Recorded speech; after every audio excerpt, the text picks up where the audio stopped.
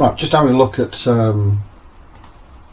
OVSDB. I had a little problem a while back with a little experiment here, and it was a couple of mininet clones, and I pointed them back to the SDN Controller as their OVSDB links using port 6640, as you should do, only to find that one of them would show up but the other one wouldn't. We used postman to interrogate, and after a little bit of investigation it seemed that they both had the same OVSDB ID. Now fix that now. So what I'm going to do is, what I think is the problem is, I'm going to go into Oracle, I'm going to pick up my mininet server. I'll take the second one of those, so I'll have to, of course, stop that.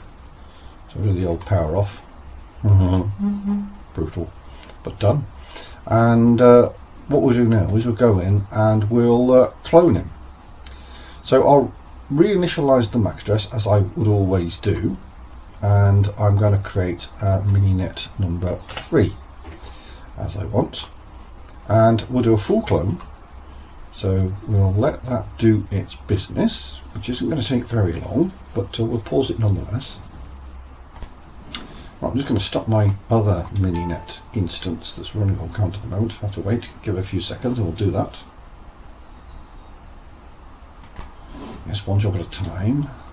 Let's take this second one, first one even, as it is in the list, but the second one I had running, power that one off as well.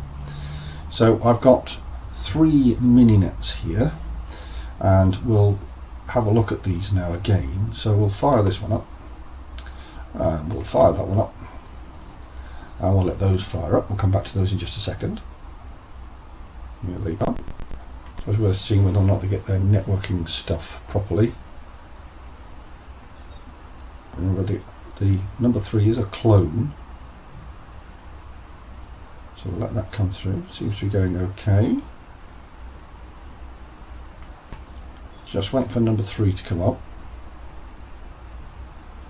So we'll log in the normal way on number 2. So mininet and mininet. And what we'll do is we'll do a sudo ovs vskettle show. And we can see in here we've actually got its ID is FC881 as it starts. So we're just waiting for number 3 to come up whilst it's doing that. Now I always like to use putty, so let me just go and open up a putty session.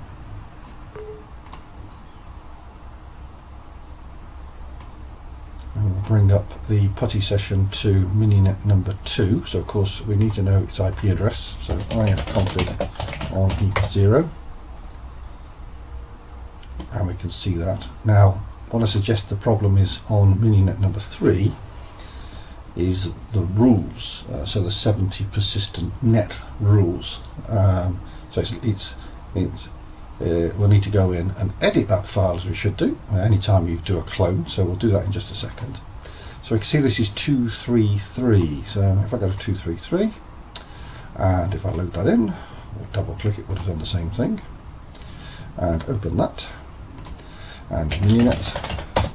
We've got a nice putty window to deal with instead, so that makes life easier. So again, just repeat the command vskettle and show, and we can see there indeed is its OVSDB ID. Right, okay, so 3 is just starting up, so here it comes. So first things first, let's log in, and then make your way through to, and then we need to go into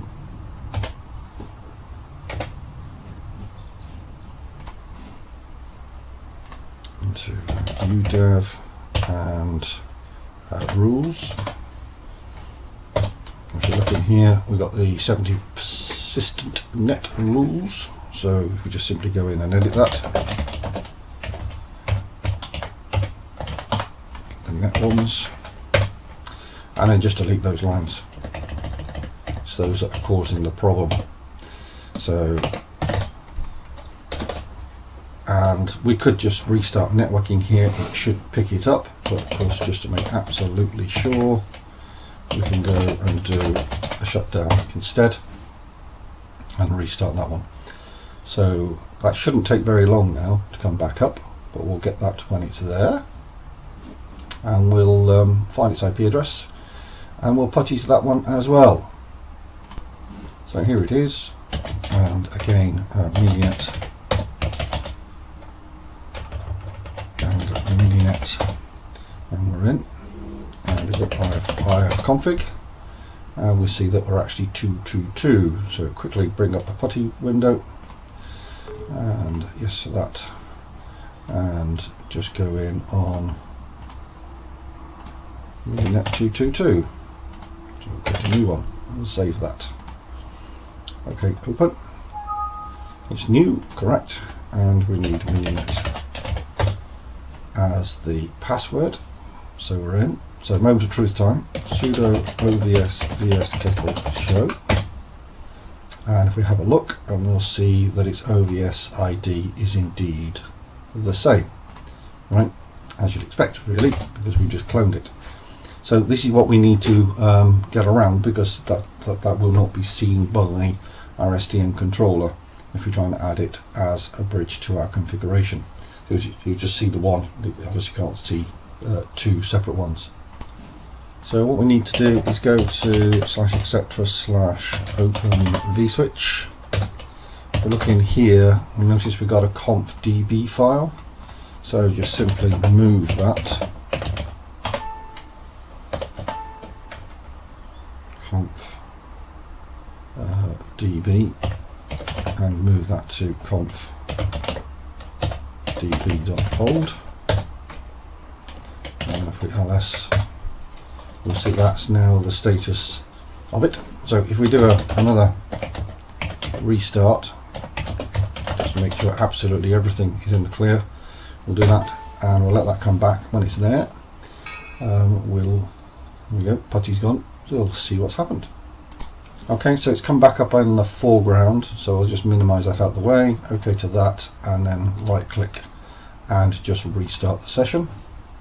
I'll put the MediaNet in, and we should be there. So just sudo OVSVS show, and there we go, we've lost the configuration. More importantly, we've now got a new OVSDB ID.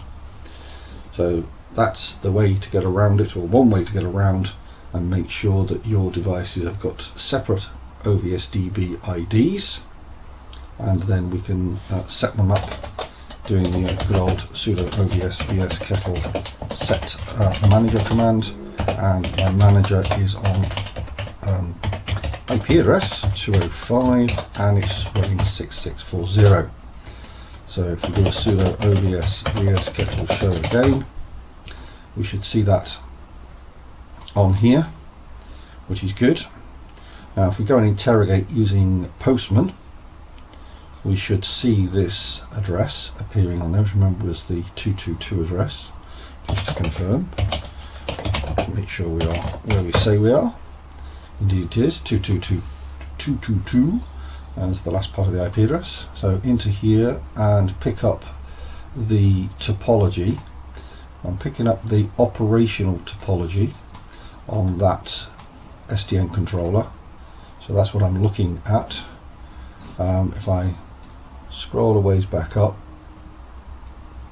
yeah, it's got basic authentication admin, which is correct. If we have a look, there's probably going to be quite a lot of config in here.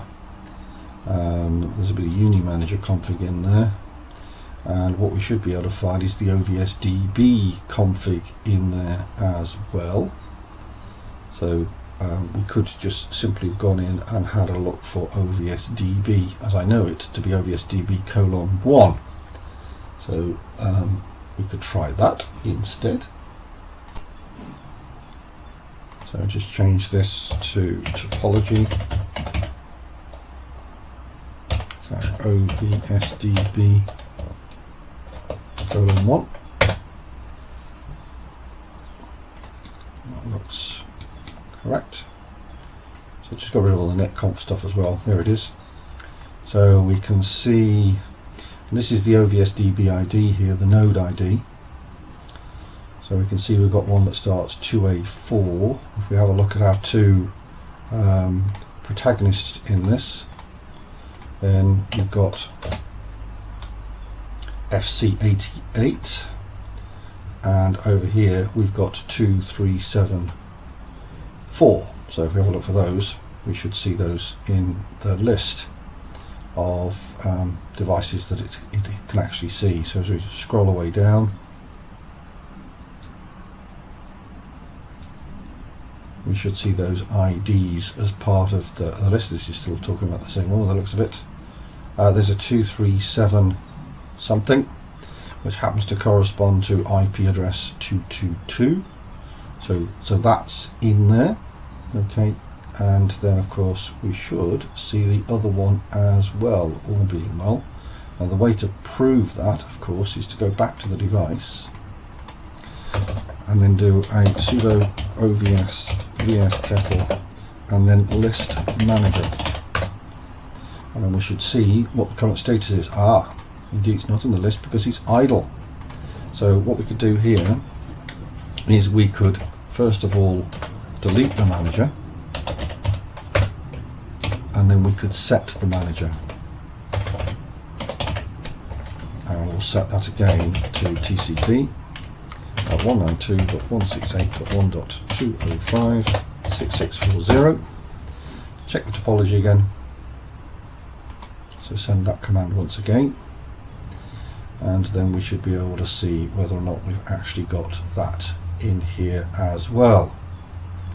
So let's have a search for 192.168.1.233, and there it is. So we can see there's the OVSDB unique ID, and then we can see that we've got the IP address and port number, which corresponds of course to the OVSDB, and number 233 happens to be the other host. So they're seen by Postman, and that was that little fix to make that all happen. Good. Right, I think I'll do for now.